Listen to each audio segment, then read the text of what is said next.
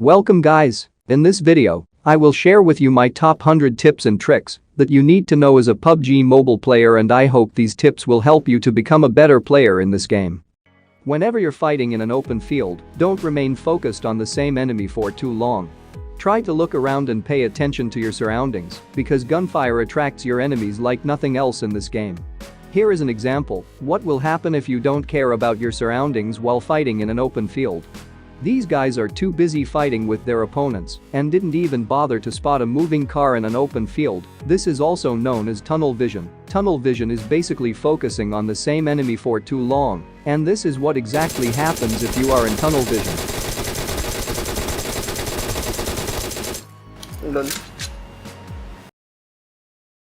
Change your position when you think you have been spotted or when you fired at someone. When you kill an enemy or fire at someone, you will make a gunfire sound which will reveal your intel or location. And the gun sound will attract the players who are near you, especially the ones who are behind you. And this will be the result of staying in the same location. So always try to change your position when you fire at someone.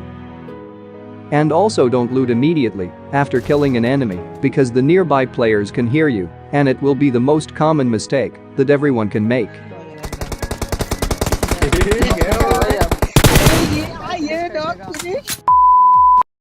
Always leave one bullet in your magazine in order to reload faster. For example, we have here M416. If we reload from 0 bullets, it would take us 1.5 seconds. But if you have one or more bullets in your magazine, it would take 1.3 seconds to reload. So this would save 0.2 seconds, which may save you in some situations. But if we take a look at weapons like DP29 or M249, the difference would be bigger. To fully reload, DP28 would take 5.4 seconds, and when you leave one or more bullets in the magazine, it would take 4.4 seconds, so it will save you about 1 second in reloading time. And this trick will definitely help you in some situations if you can remember. If you jump down from a high place, you make a sound. But if you punch while jumping down, you won't make any sound. Few examples. The enemy is punching while jumping. No sound. Jump without a punch. You can hear the sound.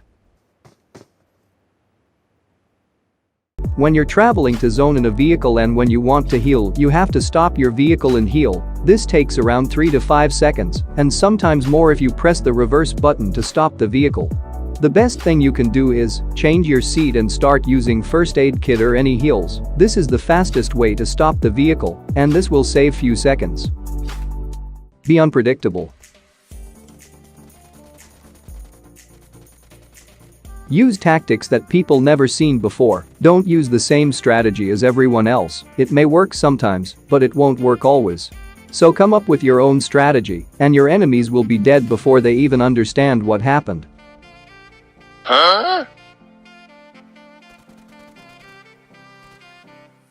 I will give you 3 tips on how to rush into a building. When rushing into any building, throw as many grenades as possible. When doing these, you're forcing your enemies to either move or die. Both gives you an advantage. If you're lucky and got a knock, then push without any hesitation. As the other player would be reviving, you will get an advantage over it.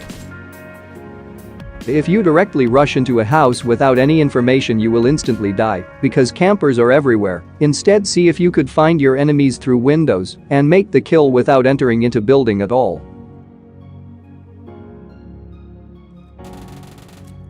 But sometimes your enemy will be very well aware that you're out there wanting to kill them, and they won't just peek out from the window allowing you to kill them. But in these situations, you should always keep changing positions, and it will confuse your enemy. If you think your enemy is camping on the first floor, try to get the high ground and see if you could find your enemies from nearby buildings. And the best trick here is the fake grenade trick. Throw a smoke grenade, and when the enemy hears the grenade sound, he will be forced to move as it might be frag grenade. Push immediately to find your enemy running away. And the next tip is one knock push strategy. This strategy is used by many pro players. As soon as you knock one enemy, just push with your full squad because they have one man down. Their gunpowder would be low, so you can take advantage of it.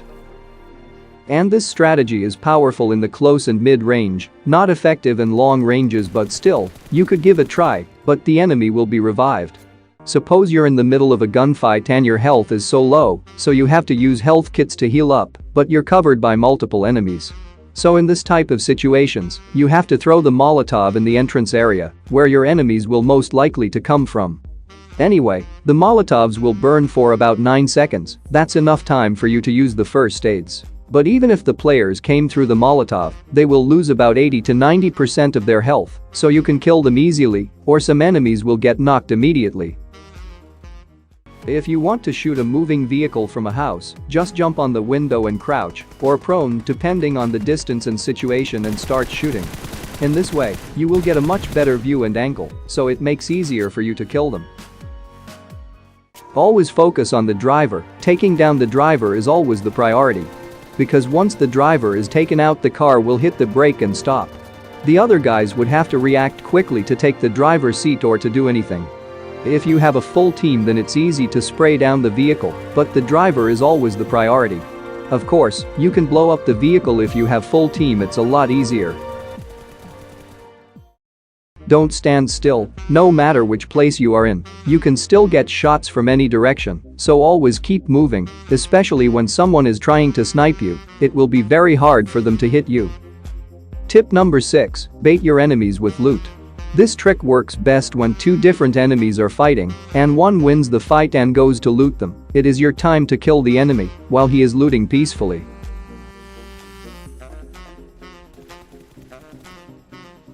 %80 of the time people tends to loot immediately after killing someone, so you can take advantage of that situation.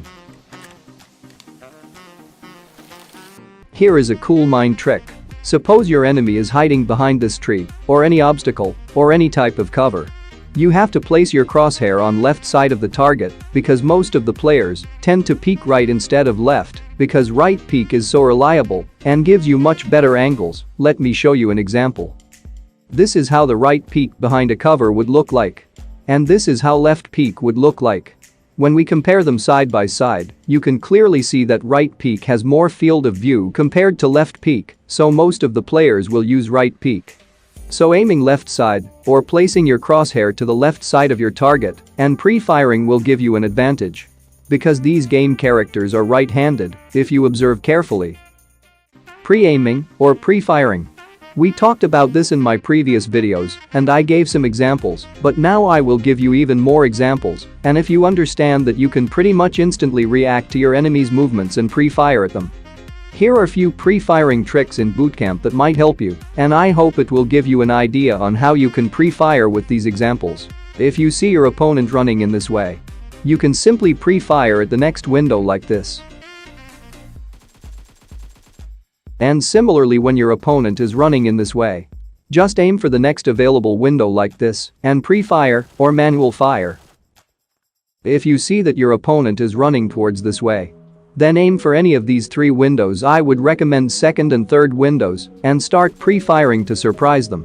And even when your opponent is running into the house to escape from you, you can still shoot them through the following windows. Example like this.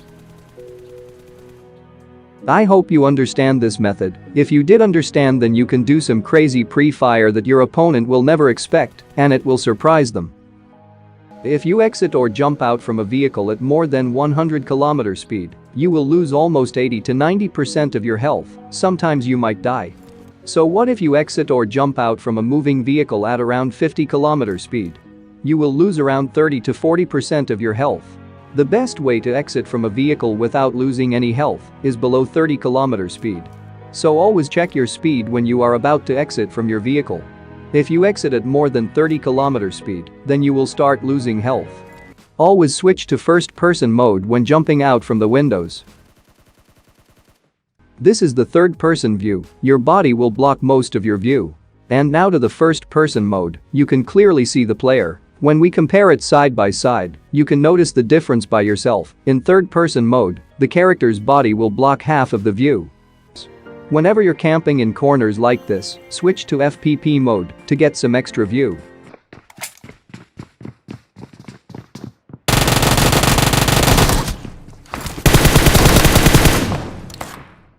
Now you can actually mark lines in the map. If you're really bad at memorizing the plane path, this tip is gonna help you a lot. So at the beginning of the game in Spawn Island, open your map and click on the mark thing.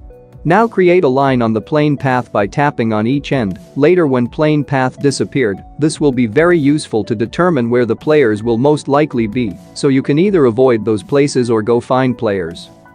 This one is a glitch, but you can use it as a trick. You can run while shooting by using this glitch. Your gun will not aim at the enemy, but the bullets will still hit them. How to use it?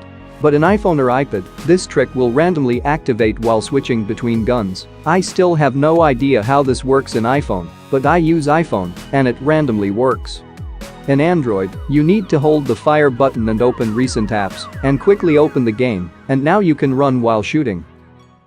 If you see a bot with vest and helmet, don't just shoot that bot in the head or in the chest.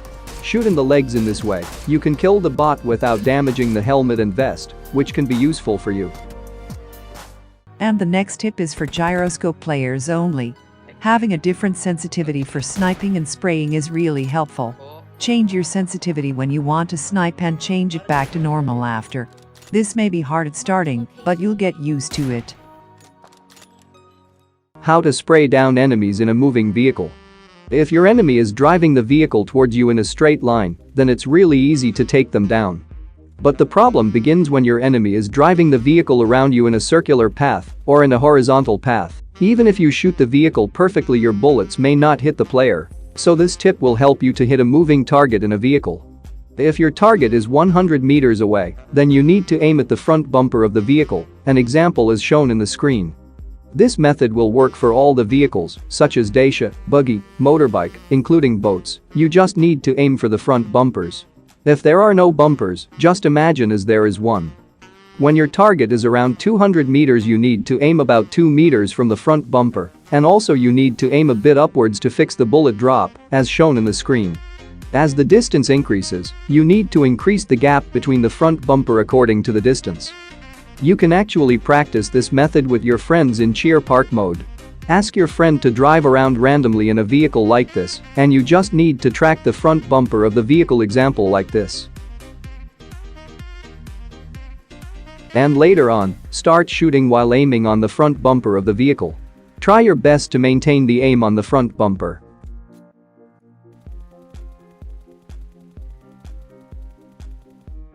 Here is the handcam part on how I track the vehicles. I use full gyroscope, so I totally depend on gyroscope for vehicle spraying, and this is how my hand movements will look like. Sometimes I might rotate my body in order to spray down the vehicle.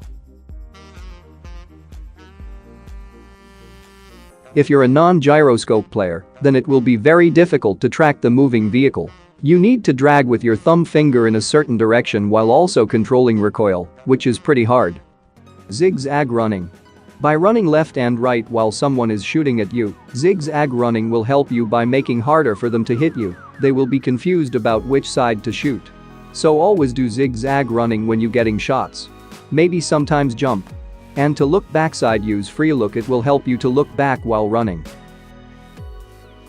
Whenever you are trying to do the third party to someone, if you see someone knock, just confirm those kills. You'll get those kills, not the enemy who knocked them. It's like stealing kills, but worth it, because you are getting free kills by stealing their kills.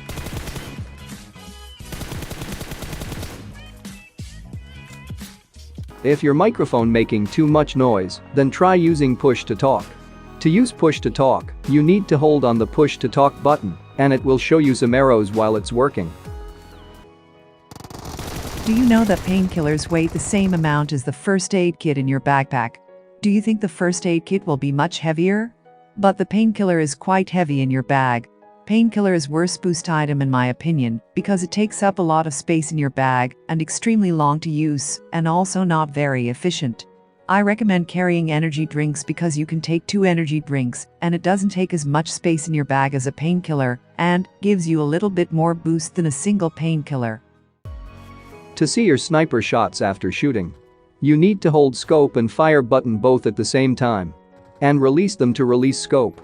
By using this trick, you can see where your bullet is hitting on your enemy. Learn to use lean function. Leaning right next to a wall will help you to hide your head. Sometimes your opponents can see your head while you're crouching next to a wall. So here is a comparison between normal crouch and crouch plus lean.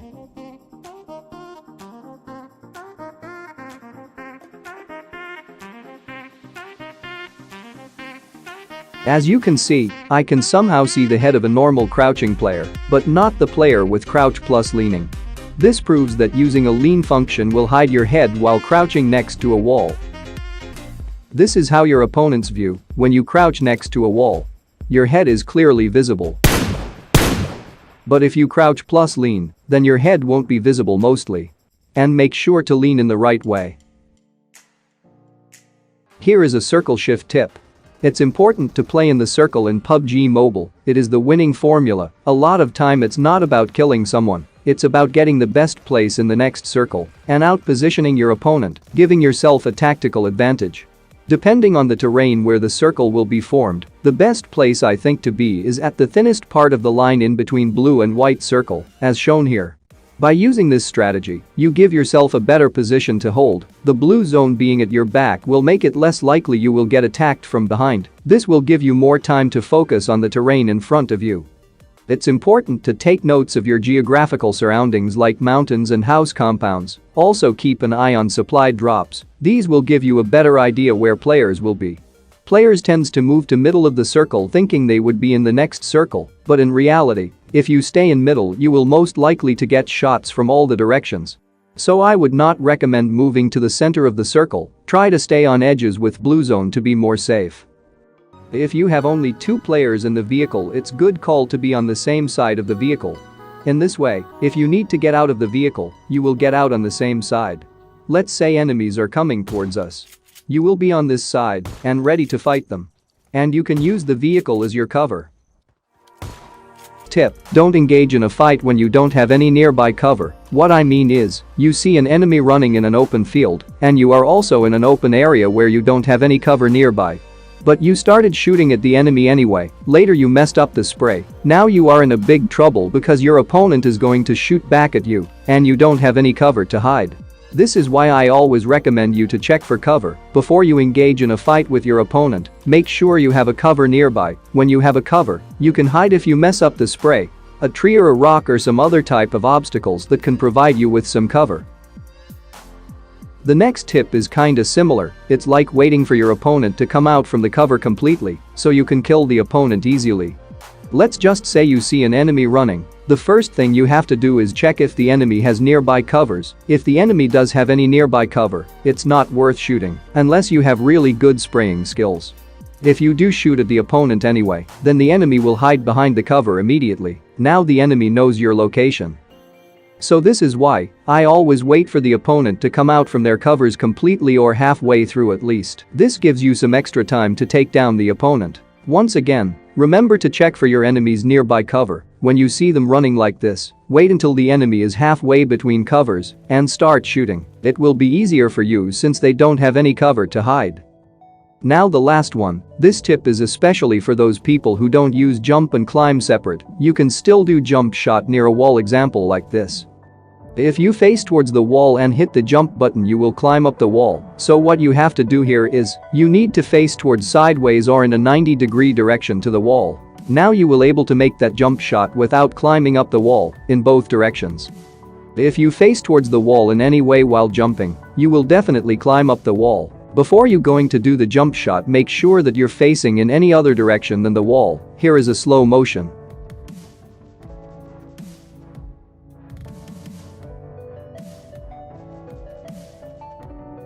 The best way to stop a vehicle is by drifting either right or left. You need to use the brake and choose if you want to drift left or right move buttons to drift. You can also stop the vehicle by changing seats. How to do a perfect flank. If you successfully do a flank, then you will achieve a position advantage over an enemy. Suppose your team holding on this left building and your enemies are holding on this right building. If you rush directly, then you only have a 50-50 chance of winning and losing the fight. But if you flank, then you have a higher chance of winning the fight because of position advantage. Here is an example of how you can perform a flank. This is just an example to give you an idea on how to flank. This totally depends on situations and positions of your enemies. A flanker is not someone that is going to be predetermined before a game begins. Anyone can be a flanker, it totally depends on a fight-by-fight basis. The idea of being a flanker is simple: get in a fight, and if you have an opportunity to flank, then take the chance. As your team gets used to this more and more working together, then you will able to quickly realize when you are the player in the flanker position. Don't hesitate to push fast and kill your opponents. If you're playing with squads, then learn how to sandwich your opponents. This will increase your chances of winning the fights. For example, this is your opponents at this location, and your team fighting with them in this marked location. The best thing you can do in these situations is by sending your teammate to flank. If you manage to flank right behind your opponents, then you can have higher chances of winning the fight. This is basically flanking, but this is what I call a sandwich flank. Works best in open fields and ridges with small covers. Try not to let your opponents know you're flanking. If they do, then try to get some strong cover, example like this. From here you can put pressure on your opponents from both sides, front and back. And I'm sure you can win almost any fights if you manage to sandwich them correctly. Moving while looting is extremely helpful movement. It just saves your life if anyone shoots you with a sniper rifle. I think most players know this by now. To do this movement you need to move your joystick left and right, while looting crates is going to prevent you from getting easy headshots. You can also do the same movement while healing, but you need to add crouch to the movement. How to handle the panic situation? Well, the best way to handle the panic situation is by getting used to it. What I mean is, if you put yourself in panic situations, then you will know exactly what to do and how to handle that situation. The best way to learn how to handle panic situations is by dropping in bootcamp's main building. I would highly recommend playing solo versus squads, but it's totally up to you. And once you land in the main building, try to get some kills. Don't be afraid to fight. If you're afraid or scared to fight, then you're at a massive disadvantage. The best way to learn this game is by putting yourself in danger. And as I always say, stop worrying about your rank and KD. Rank means nothing. It's a variable for the matchmaking system to properly place you in a match where you and your enemies are at the same skill level. If you die, you die. You can always start a new match and drop at bootcamp again and again until you kill everyone in the bootcamp. If you ever fighting against sniper, try to use peek jiggle movement. Peek jiggle movement is using peek left and right continuously. This is going to prevent you from getting an easy headshot. Because while doing peek jiggle movement your head is moving continuously, which makes harder for your enemy to hit you. I will give you 3 reasons why you should carry pistols. 1. It doesn't take up space in your backpack. But you need to disable auto pickup ammo for all the pistols. 2. You can carry extra scopes like red dot and holo sight for your teammates, and it won't take up space in your backpack. 3. You can also carry laser sight, which can be used in most of the assault rifles and SMGs to increase the hip fire accuracy, and still it doesn't take up space in your backpack. And if you could find Scorpion, it can carry vertical grip and half grip, which would be best in my opinion if you constantly change between grips. Learning weapon sounds is extremely valuable. This is helpful in so many cases, determining what weapon your enemies are using and deciding whether to rush or not. And also, if you hear AWM sniper sound, it is better to stay safe instead of taking a fight against a most powerful weapon. Even picking up on the sounds of the suppressed weapons is a really helpful skill in this game. You can speed up learning of this skill by playing daily, and if you have enough hours in this game, you're just going to recognize most of the weapon sounds. Anyway, moving on to the last tip. This is kinda like a training drill. Many of you been asking me about how to shoot from a moving vehicle, example like these. You can actually practice this in classic mode while traveling in a vehicle. You have to randomly choose your target. It can be either a tree or rock or other some random obstacles, and then track them at first, example like this. And if you got extra ammo, you can start shooting at the random targets, so you can practice the recoil controlling as well as tracking the target. I practice in this way a lot, and this improves my tracking ability, and shooting from a moving vehicle is a really great skill to learn. Moving on to the tip number 3, this tip is about aim assist. If you don't know how aim assist works, it simply drags your crosshair or your aim towards your enemy, example like this. Anyway, after some testing with aim assist, I found that aim assist will work at its full capacity only when your enemy is standing like this. As you can see, the aim drags itself towards the enemy. But when the enemy is crouching, the aim assist doesn't work at its full capacity. It doesn't drag the aim towards the enemy like it used to do before when the enemy is standing. So it doesn't mean the aim assist won't work when the enemy is crouching. It does work, but not as effective as it would be when the enemy is standing. Here is the side-by-side comparison. When the enemy is standing, the aim assist activates immediately and instantly, but when the enemy is crouching, the aim assist will take some time to activate. And when the enemy is proning, the aim assist may not work at all. So what I mean is that the aim assist will work at its full capacity when the enemy is standing, and when the enemy is crouching, the aim assist will not work at its full capacity. It takes time to activate itself, and when the enemy is snaking, the aim assist may not work at all. So this shows us that crouching and spraying is a lot safer than standing and spraying, and also crouching will reduce recoil. And when you go prone, aim assist doesn't work on you, so it's really hard to spray at someone when they are snaking, especially in long-range fights. Plus it also reduces almost half of the recoil. Tip number 5. Dead teammates are really useful. They can guide you to get chicken dinner. Especially in panic situations where your ability to spot the enemies is so low, in these situations they can be really helpful if they know how to give a perfect call-out. Dead teammates can't go into a panic situation because they are already dead, so they can spot the player and think normally. Here is an example where I didn't spot the enemy, but my teammates did spot the enemy. In this type of situation, listen to your teammates' callouts and take the action really quickly. Enemies ahead!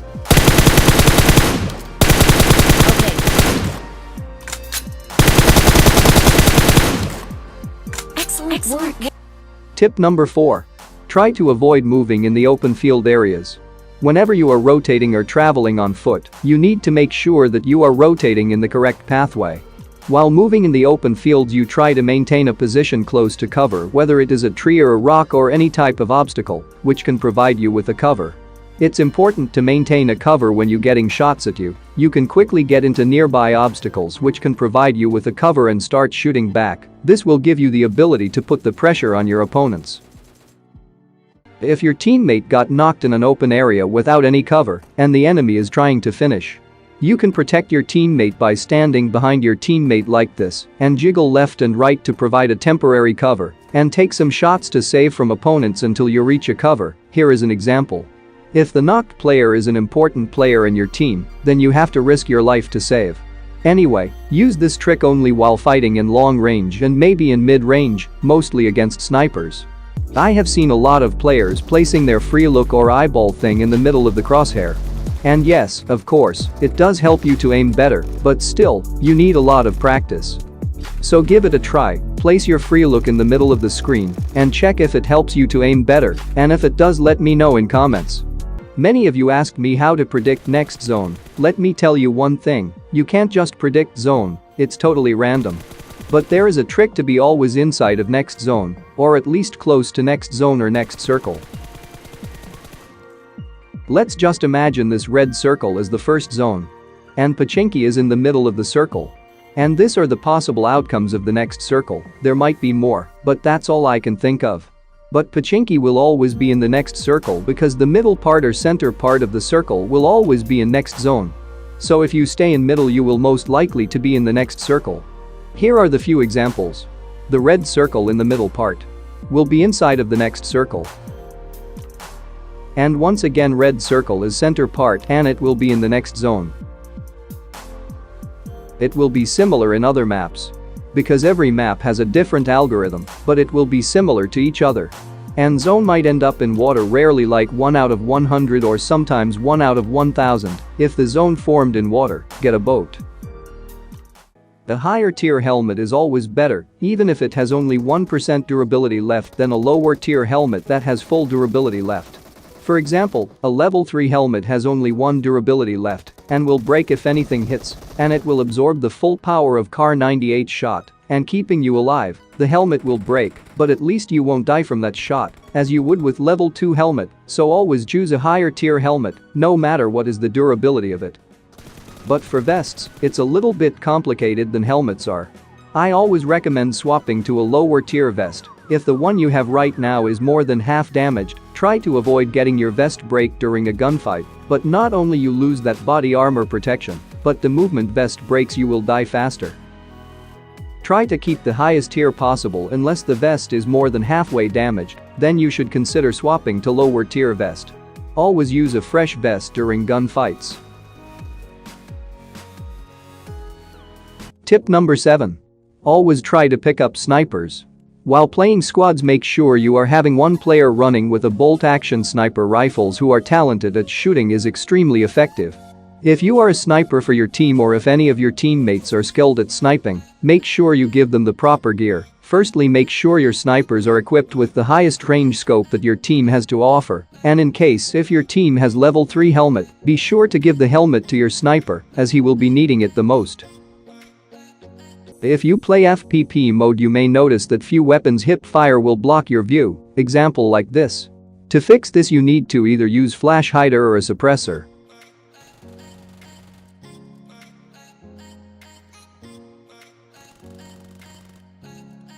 Using a compensator will not fix this.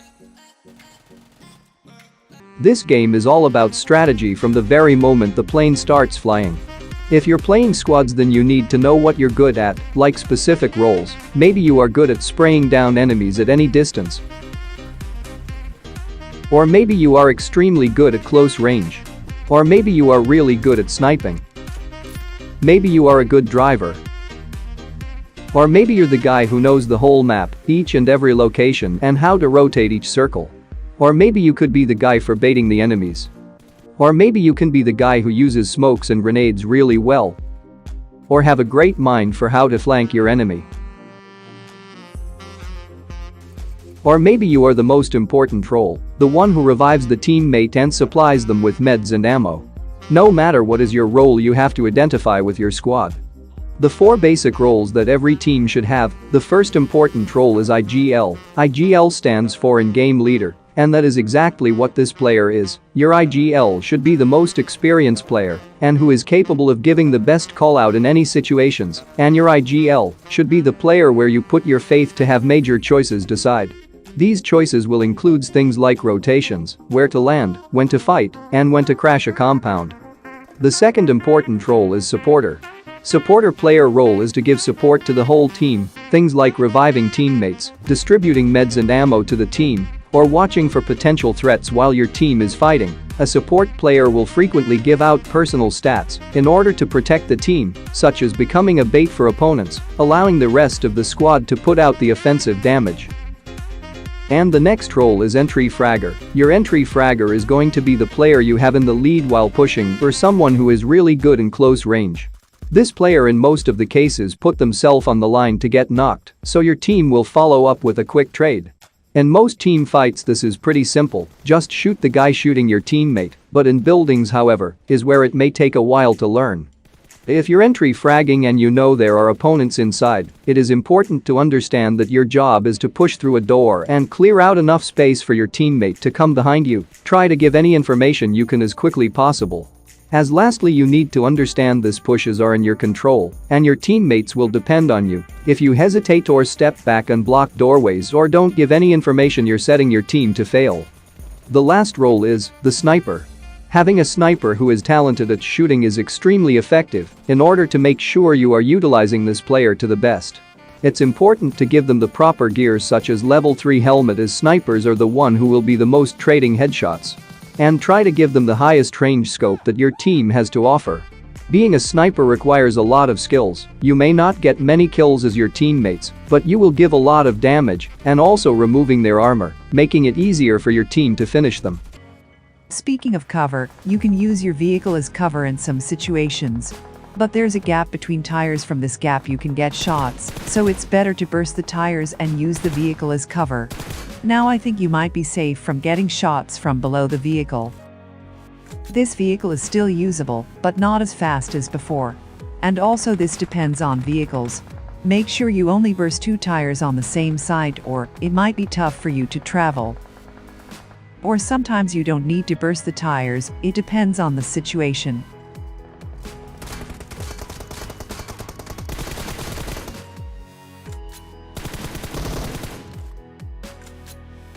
Do yourself a favor by having the same weapons in the same slot every time. Let's say you're carrying M4 and a sniper, and you have M4 in slot 1 and sniper in slot 2. In that way, whenever you want to snipe someone, you will know sniper is in slot 2, and also it gives you muscle memory to understand easier. Try to take advantage of TPP. For example, here I used my peek to get some extra view to spot this player on the top of the house while not exposing my body.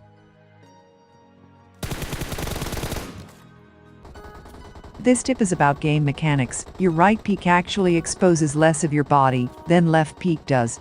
It's basically the way the character model works. Left peek is going to reveal more of your body, means bigger hitbox and more chances of getting hit than if you right peek. And also right peek gives you more field of view than left peek. I'm not saying that never use left peek. In certain cases you should do it because it's the only choice. But keep in mind your body exposes a lot when you left peek. And the last tip, if you're fighting against shotgun, don't get too close to the enemy as they have the ability to one-shot you. Try to stay in a range where a shotgun isn't that powerful.